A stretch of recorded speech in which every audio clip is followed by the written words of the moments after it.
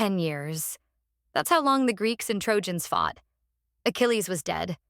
Hector was dead. Paris was dead. It was a stalemate. A bloody, useless stalemate. The Greeks were ready to quit. But Odysseus, the smartest man in the room, had one last crazy idea. "If we can't break down their walls," he said, "let's get them to invite us in." So, the Greeks built a massive wooden horse. They hid their best commandos inside the belly of the beast.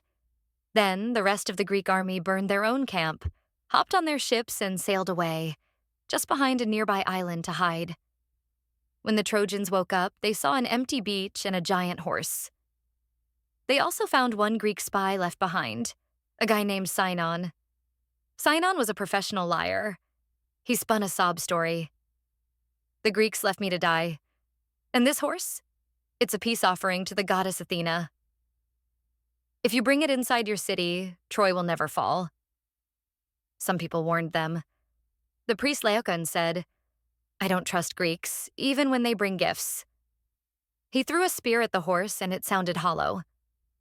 But then, Poseidon sent 2 giant sea serpents to eat Laocoön and his sons. The Trojans took this as a sign. "Oops, the gods want us to take the horse." They dragged the massive idol into the city. They celebrated. They drank. They danced. They thought the war was over. But as the city fell into a drunken sleep, the trapdoor on the horse's belly opened.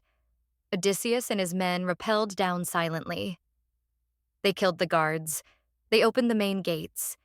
And the entire Greek fleet, which had sailed back in the dark, flooded into the city. It wasn't a battle. It was a massacre. The Greeks burned the city to the ground. They killed the men, enslaved the women, and threw Hector's baby son from the walls. By morning, the great city of Troy was nothing but ash. Odysseus won the war, but the brutality of that night angered the gods. And that is why it took him another 10 years to get home. The lesson?